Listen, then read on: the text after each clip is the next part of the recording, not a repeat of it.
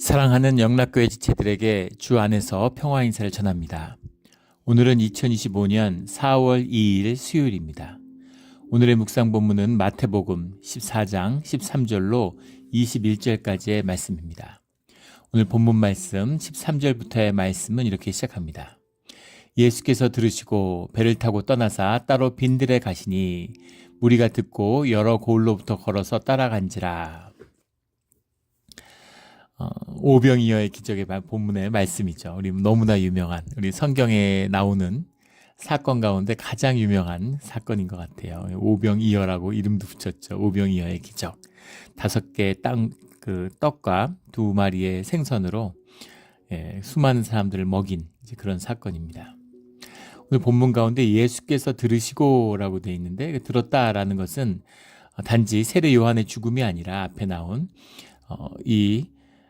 헤롯이 예수님의 이야기를 듣고 큰 위협으로 받아들이고 있다라는 사실을 이제 알게 되신 거죠. 13장인가요? 그 바리새인들, 종교인들의 위협을 피해서 몸을 피하신 적이 있죠. 그것처럼 몸을 다시 한번 피하신 겁니다. 예수님이 죽음을 위해서 오셨어요. 십자가를 위해서 오셨지만 아직 그때가 아닌 것이죠. 아직 한 1년의 세월이 남아 있습니다. 주님이 아직 하실 일이 남아 있는 거죠. 죽으러 왔지만 아무 때나 죽으면 안 되는 거죠. 아무 데서나 죽으면 안 되는 겁니다. 주님의 뜻 가운데서 주님이 인도하시는 길을 따라 주님 안에서 주님의 이름으로 죽어야 할 때가 있는 것이죠. 우리도 그런 죽음을 맞이하는 우리 모두가 되기를 주의 이름으로 축원합니다.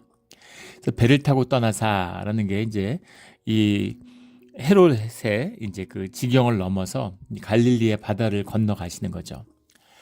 빈들로 가시니 무리가 듣고 여러 고을로부터 걸어서 따라간지라. 이때가 이제 6월절이었다. 6월절이 가까웠다라고 요한복음은 6장에 말씀하고 있습니다. 그래서 많은 이들이 이동 중이었겠죠. 예루살렘으로 가는 중이어서 그 무리들이 자연스럽게, 예수님도 지금 6월절이니까 그 예루살렘을 향해 가고 계시는 거죠. 그런 무리들이 주님과 합류하게 되고 함께 걸어가게 된 것이겠죠. 예수께서 나오사 큰 무리를 보시고 불쌍히 여기사, 14절에 불쌍히 여겼다. 그 중에 있는 병자들을 고쳐주시니라. 근데 물론 성전을 유대인이기 때문에 찾는 것도 있겠지만 성전을 찾는 마음 가운데에서는 어렵고 힘든 일들이 고침을 받고 해결되기를 원하는 간절한 소원들이 있었겠죠. 그 무리 가운데 많은 사람들, 지금도 아픈 사람이 많은데 그 시절에 뭐 병원이 있습니까? 뭐 의약품이 제대로 있습니까? 뭐가 있겠어요? 그러니까 얼마나 아픈 사람들이 많았겠어요. 제가 예전에 신학 공부를 같이 했던 목사님이 이제 호주에서 유학을 오셔가지고 호주에서 목회를 하시는데, 오스트레일리아에서 그 목회를 하시는데, 거기 그 장로교 총회, 거기 이제 장로교가 아니라 개혁교단 뭐 이런 식으로 이제 다 합쳐서 이제 그런 교단을 만들었는데, 거기에 선교부 일을 맡으셔가지고 선교팀을 입고 북한 선교를 가신 거예요. 그래서 그 호주의 선교부가 북한 선교를 수십 년간 오래 해왔답니다. 그래서 그 지역에 가서, 해주에 가서 이제 쭉 가던 지역에 가서 그걸 하는데, 눈먼 사람이 그렇게 많대요. 눈먼 사람들이 수백 명이 그 마을 회관 같은 데 앉아 있답니다. 그래서 안과 의사가 가서 진료도 하고 그러는데 다 눈이 멀어가지고 손에 손을 붙잡고서 이렇게 인도를 받아서 지팡이 같은 거로 다 붙들고 이렇게 인도해 오는데 그 마음의 비통함이 이루 말할 수가 없다는. 또 이분은 이제 그 호주의 교포 목사님이거든요. 그러니까 한국의 핏줄이 있잖아요. 그러니까 북한을 보면서 얼마나 가슴이 아프겠습니까? 너무너무 비참하다는 거죠. 근데 더 어처구니 없는 것은 그게 무슨 큰 질환이 있거나 안과 질환이 있어서가 아니라 대부분이 영양실조라는 거예요. 그래서 영양주사를 맞고 영양제 같은 걸 보충하면은 금방 눈을 뜨게 된답니다. 눈을 뜨는 기적, 그것을 보게 된다고 그런 이야기를 하시더라고요.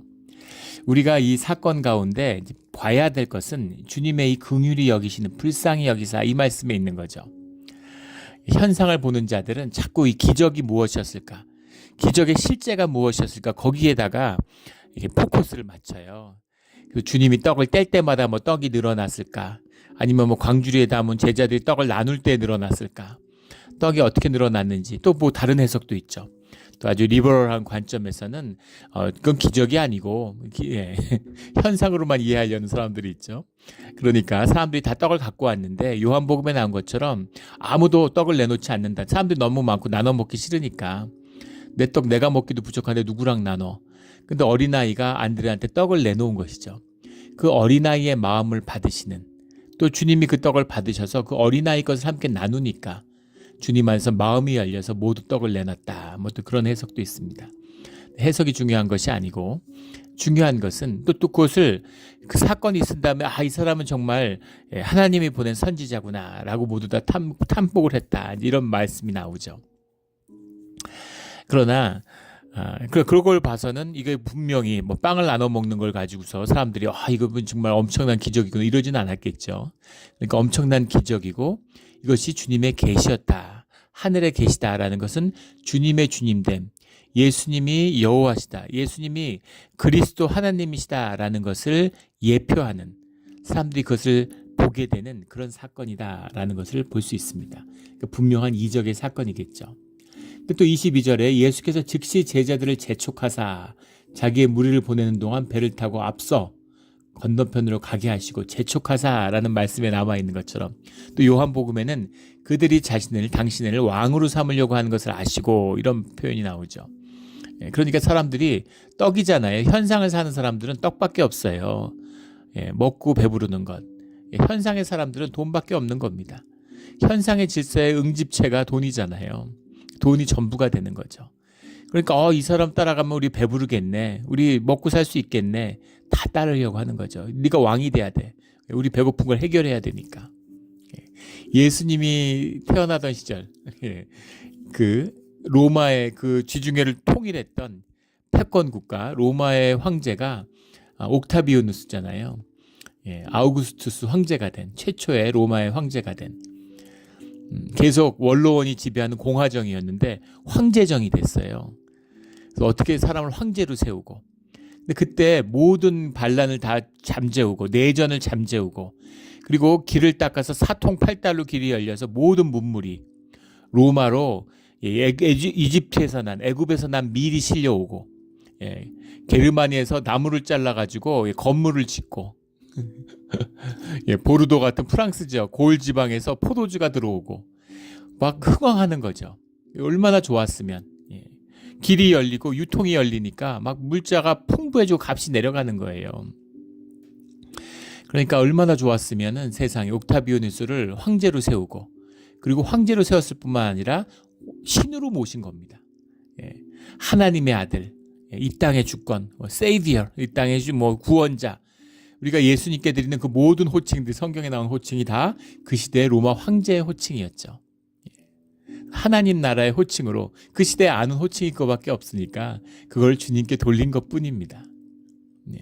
근데 사람이 어떻게 그런 호칭을 얻을 수가 있어요? 사람들이 떡을 먹고 배부르기 때문인 거죠. 예수님이 하나님 나라, 킹덤 오브 갓은 이런 게 아니야. 너희들을 이 현상에서 먹고 배부르라고 그렇게 이 땅에 보낸 게 아니야. 그 말씀을 주고 계시는 거죠. 왜? 공중에 마귀가 권세 잡은 세상 가운데 우리를 보내신 뜻이 있을 거 아니겠어요? 하나님 나라가 이 땅에 임하는 비밀을 알아야 되는데, 그 말씀의 비밀을 붙들어야 되는데 사람들은 말씀에 관심이 없죠. 떡에 관심이 있는 겁니다. 그러면 그걸 모르셨을까? 왜 그런데 떡을 나눠주시고 아픈 걸 고쳐주셨을까? 아픈 거 고쳐주려고 오신 게 아니죠. 오셨는데 그 아픈 사람들 보고 긍휼한 마음이 있으신 거예요. 그래서 고쳐주시는 겁니다. 불쌍히 여기사. 왜 고쳐주셨습니까? 불쌍해서 고쳐주신 거죠. 불쌍해서 고쳐주셨다. 병자들을 고쳐주시니라. 저녁이 됐다라는 건 이제 유대인들의 표현 안에서는 오후 3시가 됐다라는 얘기죠. 그러니까 오후 3시가 되니까 이제 해가 이제 저물어 가기 시작되는 거죠. 제자들이 나와 이르되, 지금 빈들에 나와 있는데 그들이 이제 초장에 6월절이 가까우니까 우기를 지난 끝이잖아요. 그러니까 우리 이 팔레스타인 지역이 여기 캘리포니아하고 똑같죠. 지중해성 기후니까. 지금 우리 생각하시면 됩니다. 지금 3월인데 지금 푸릇푸릇하잖아요. 이 마지막 끝물이죠. 이제부터 비가 안 오면 이제 4월 때 들어갔으니까 이제부터 이제 비가 안 오기 시작하면 메마르기 시작하는 거죠. 예. 그러면 이제 한 5월, 6월 되면 누래지잖아요. 그리고 이제 풀들은 다 죽고, 예, 그런 게 되는 것처럼 아직은 예, 파릇파릇한 풀이 있는데 그 풀에 예, 빈들에 이제 앉게 되는 거죠. 때가 이미 저물었으니 무리를 보내어 마을에 들어가 먹을 것을 사 먹게 하소서.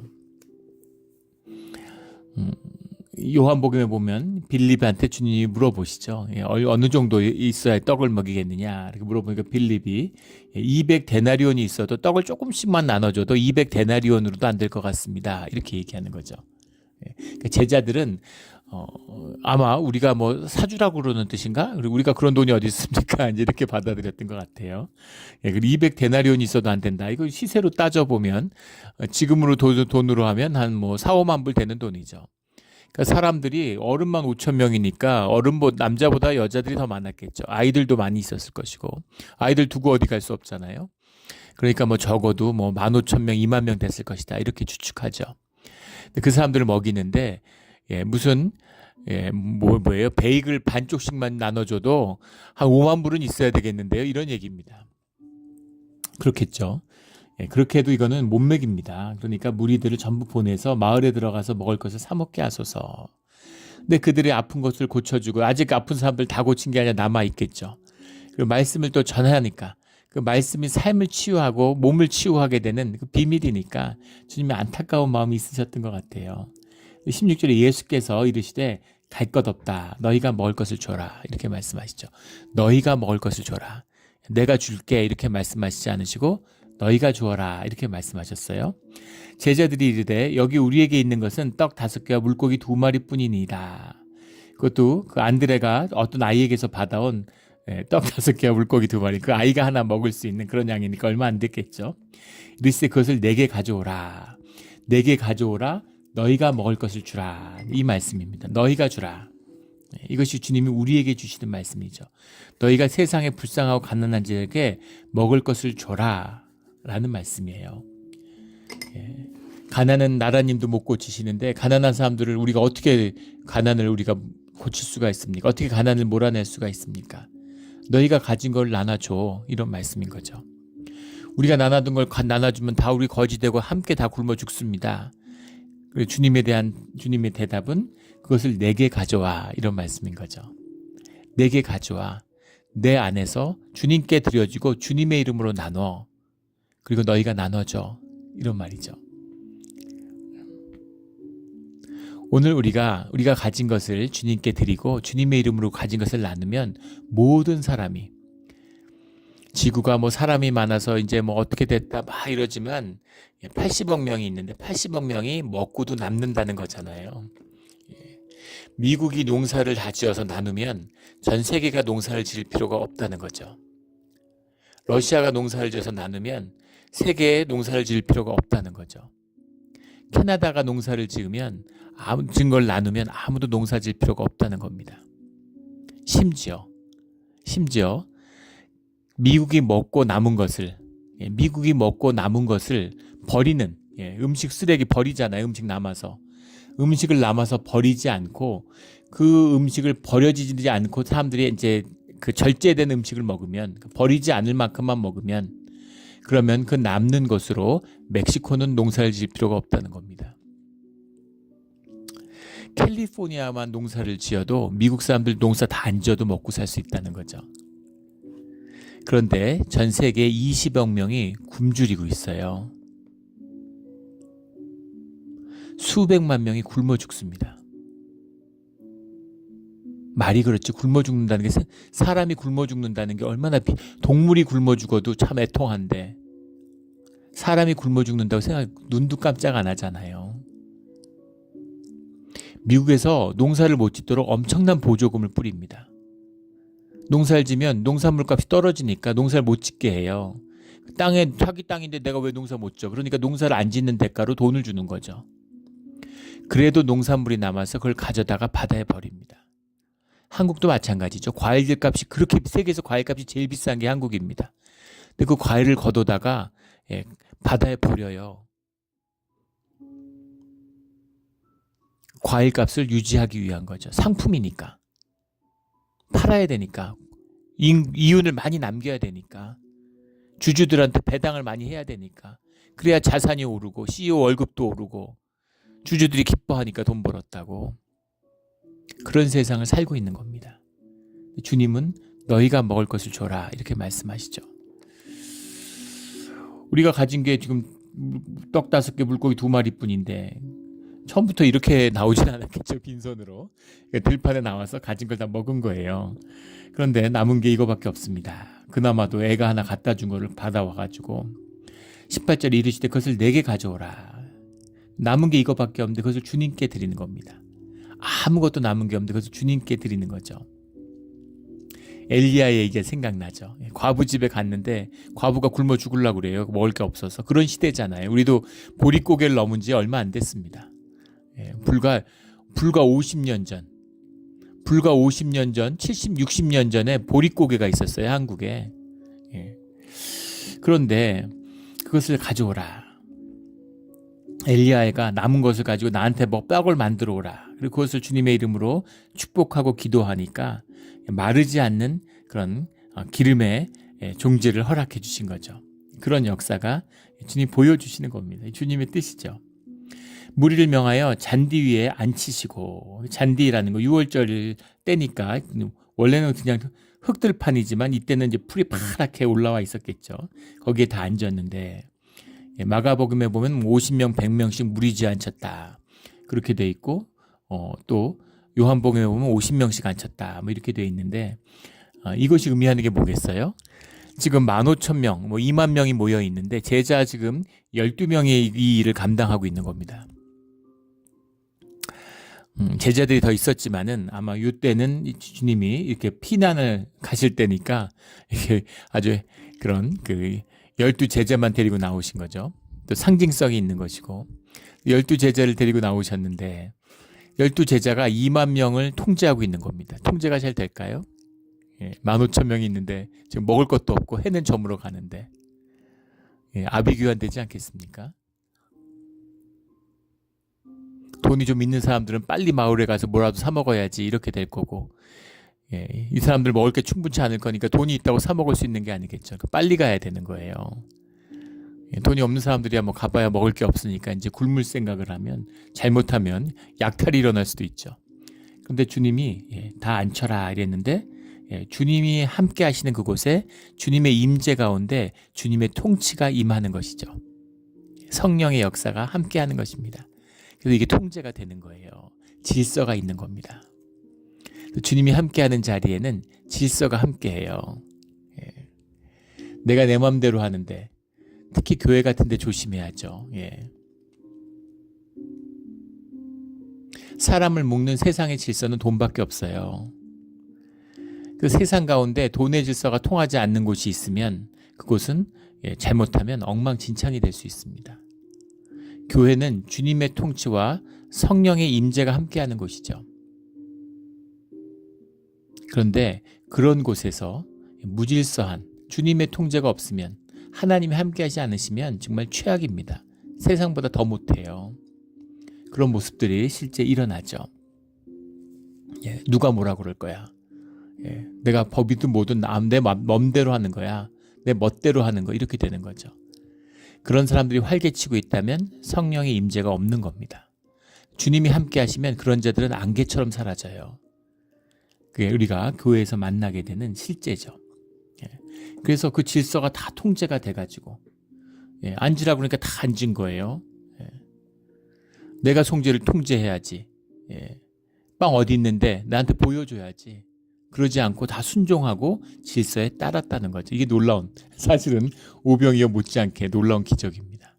12명이 시키는 대로 처음 만난 사람들이 전부 다 줄지어서, 물론 앞에서 이적을 봤으니까 또 뭐 기대하는 꿈이 있을 수도 있었을 것이고, 또 하나님의 말씀이 임하니까, 또 성령이 함께하니까 사람들의 가장 선한 마음이 일어날 수 있었겠죠. 다 앉은 거예요.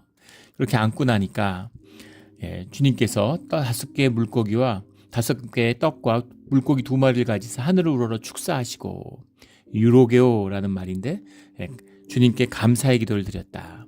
6월절에 식사, 성찬을 연상시키죠. 하나님께 감사의 기도를 드린 겁니다. 주님께 감사의 떡을 떼는, 그 떡을 떼어 떡을 떼어 제자들에게 주시매. 성찬식이잖아요. 그런데 제자들이 무리에게 주니 주님은 제자들에게 나눠주고 제자들은 무리에게 나눠주는 겁니다. 왜 주님이 직접 나누시거나 뭐 하늘에서 만나를 떨어뜨리거나 아니면 뭐 까마귀가 물어다 주게 하시거나 그렇게 하지 않고 제자들을 너희가 먹을 것을 주라. 그리고 제자들에게 먹을 것을 주셨을까요? 이것이 주님이 세우시는, 주님이 역사하시고 우리와 함께 하시는, 우리를 축복하시는 주님의 비밀이죠. 이 주님의 창조의 비밀, 형상의 비밀, 인자의 비밀, 교회의 비밀입니다. 주님의 깊은 사랑을 담는 그릇으로 우리를 써주시는 거죠. 우리를 위한 축복이죠. 우리를 불러서 그것을 나누어주라. 그러니까 제자들이 12제자의 상징이잖아요. 온 이스라엘을 부른 거죠. 5천 명도 그런 의미가 들어있죠. 다섯이라는 선, 오병, 5개의 떡, 모세 오경 이런 것처럼 다섯이라고 하는 의미가 또 이스라엘의 상징성을 가지고 있죠. 또 12이라는 것도 12지파와 함께 그 온 이스라엘을 부르는 그런 주님의 뜻이 들어있잖아요. 그래서 이제 전통적인 해석 가운데는 5천 명을 먹인 사건과 4천 명은 실제는 뭐 15,000명, 2만 명 됐을 텐데 뭐 한 15,000명이 한 2만 명 이러지 않고 남자 5천이다, 남자 4천이다 왜 이렇게 얘기했을까? 4천이라고 하는 건 사라는 것이 세상을 상징하고 천이라고 하는 것이 세상이 꽉 찬 그런 의미를 상징하니까 10의 세제곱이잖아요. 10, 10, 10이니까 땅의 충만함이죠. 사도 땅을 상징하기 때문에 4천은 이방인을 매긴 것이고 5천은 유대인을 매긴 것이다. 뭐 이런 식으로 해석의 상징성을 부여하기도 하죠. 그러니까 뭐 실제 그랬다 안 그랬다라는 것보다 상징적인 표상의 의미입니다. 12명만 떡을 나눴는지 아니면 거기서 또 제자들이 조금 50명 모인 사람마다 뭐 순장이나 대표 한 명씩 나와라 그래가지고 또 떡을 같이 나누었는지 2만 명을 12명이 떡을 배급하는 게 쉽지 않겠죠. 그리고 시간도 상당하고 이게 물리적으로 가능했을까 뭐 이런 의문을 갖기도 한데 그게 중요한 게 아니죠. 제자로 세운 바는 12제자의 손을 통해서 주님의 이적이 행해졌다는 겁니다. 그들의 손을 통해서 주님의 주시는 이 떡이 나누어졌다는 거예요. 이 주님의 축복의 비밀입니다. 우리 교회가 우리 주의 제자된, 주의 자녀된 우리 손의 가운데 주님의 이적이 세상을 구하는, 세상을 섬기는 주님의 풍성한 은혜가 우리 가운데 나타나기를, 우리 가운데 퍼져가기를 주의 이름으로 축원합니다. 이런 일이 있어야 되는 것이죠. 20절에 다 배불리 먹고 남은 조각을 12바구니에 차게 거두었으며 12명이 제자들이 나누니까 12바구니로 받은 것이죠. 그리고 이 12바구니를 왜 각자 하나씩 받았겠어요? 그 음식이 제자들의 음식이고 제자들이 나누어 줄 음식인 거죠. 바구니가 커서 뭐 정말 왕창 채워가지고 그래가지고 그걸 들고서 낑낑거리면서 다니면서 나눠주는 그런 모습이 아니죠. 이 나무 광주리라는 게 어디서 큰 광주리가 있겠어요. 지금 들판에 나와가지고 여행을 하는데 도시락 가방 같은 거예요. 오병이어를 담은 그런 조그만 바구니 같은 도시락 가방입니다. 그 갈대로 보통 이어서 만들었다고 그러죠. 우리도 그랬죠. 한국에서도 옛날에는 갈대 바구니로 해서 바구니 같은 거, 소쿠리. 소쿠리를 소쿠리 같은 거 생각해 보시면 되겠죠. 그런 바구니예요. 그런데 주님이 떡사 그걸 하나씩 받았는데 그걸 나눠줘도 끝없이 나눌 수 있는 그걸 나누고도 그 바구니에 가득 차게 담았다. 그것이 12제자가 먹는 음식이 되는 것이죠. 이것이 주님의 은혜가 나누어지는 방식이에요. 그래서 주의 자녀들, 주의 일을 행하는 종들도 결코 굶지 않는다는 겁니다. 은혜가 있어요. 이 제자들이 많은 사람을 먹일수록 1,000명, 5,000명, 10,000명, 20,000명을 먹일수록 그 기쁨이 더 컸게 얼마나 기뻤겠습니까? 아마 눈물이 나도록 기뻤을 거예요. 그리고 세상의 두려움이 싹 가셨을 겁니다. 우리가 혈육에 육으로 살고 있기 때문에 육이 있기 때문에 영이 아무리 왕성해도 배가 고프고 줄이면 의기소침해집니다. 그리고 그런 두려움이 우리에게 올 수 있어요. 우리의 몸의 본질적인 본능의 조건이에요. 우리가 죄성을 완전히 이기고 육의 탈을 벗지 않는 이상은 우리가 세상에 사는 이 비밀인 거죠. 그렇지 않은 몸을 가졌지만 우리가 그 몸을 죄로 던지잖아요. 버리잖아요. 그런데 이 육의 문제만 해결될 수 있으면, 생존의 문제만 해결될 수 있으면 두려움이 없겠죠. 그런데 정말 그럴까요? 예, 우리가 먹고 사는 게 힘들 때 먹고 사는 문제만 해결되면 아무 문제가 없을 것 같아. 먹고 사는 문제가 해결되면 문제가 점점 많아지죠. 먹고 사는 게 아무리 많아도 생존의 문제를 해결하지 못해요. 생존 의식에 붙들려 있으면. 생존 의식을 넘어서야 생존을 넘어서는 겁니다.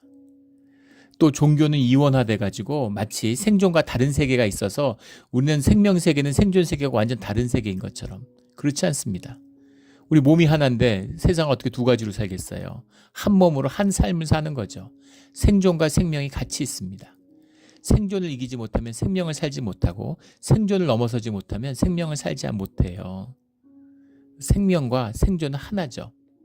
생명이 생존을 다스리고 생존을 넘어서야 되는 겁니다.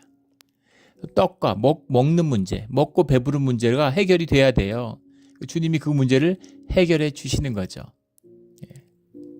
그런데 세상이, 마귀가 먹고 마시는 걸 해결해 주면 우리 삶은 그때부터 저주의 나락으로 가는 거예요. 몇 년 됐나요? 한국의 굴지의 재벌인데, 그 형제들끼리 처음에는 그 유산을 갖고 싸우기 시작하더니 나중에 그것이 아버지하고 이제 싸움으로 번져서 그 유산의 와중에 그 남매들 중에 큰 딸인가가 뭐 아버지를 정신병원에 강제 입원을 시키려고 금치산자로 몰아가지고, 아버지가 치매 와가지고 정신병이기 때문에 정상적으로 못한다 이러고 이제 아버지 돈을 뺏으려고 그러는 거죠. 웃을 일이 아닌데 기가 막힌 뉴스를 봐 입이 딱 벌어졌습니다. 근데 재산들이 다 수천억 수조 원씩 있는데 도대체 왜 그럴까요? 뭐가 아쉬워서? 그거 다 아버지 돈이잖아요. 물론 아버지도 할아버지한테 받았으니까 뭐. 근데 아버지 돈인데 아버지가 주고 싶은 대로 주면 되지. 또 부족한 게 없을 것 같은데. 근데 그걸 가지고 막 싸우다가 또 형제끼리 싸우는 거야. 뭐 시기심 때문에, 뭐 질투심 때문에 그렇다 치고. 아니 아버지 돈을 살아계시는데 죽으면 어차피 받을 텐데 왜 살아계실 때 그거를 정신병원에 넣고서 돈을 뺏으려고 그럴까요? 참 무서운 일이죠. 그걸 보면서 저렇게 재벌이 될 바엔 차라리 거지가 더 낫겠다 이런 마음이 들더라고요. 얼마나 비참하고 불행합니까? 산 같은데 뭐 인왕산 이런 데 돌아다니는 들개들도 그렇게까지 추하고 더럽진 않을 거예요.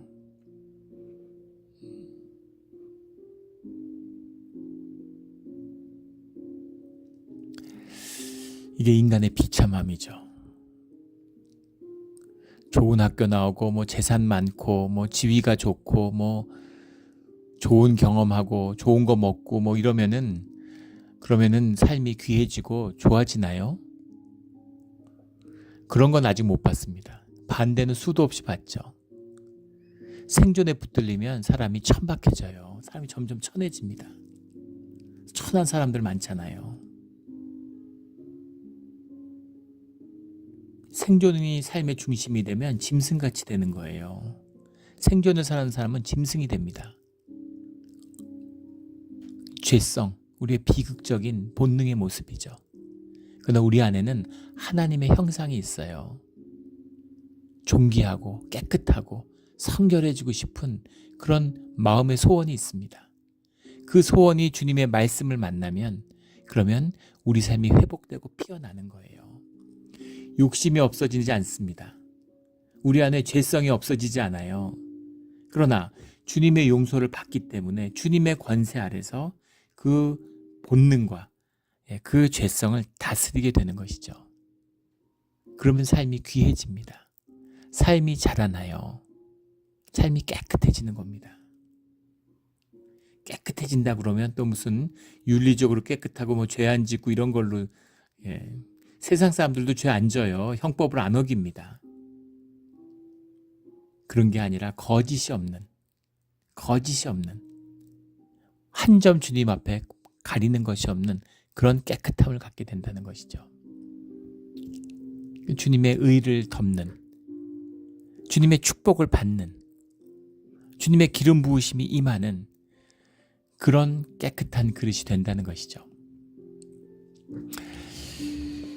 우리 주님의 은혜 가운데서 주님이 안 주신 게 뭐가 있겠습니까?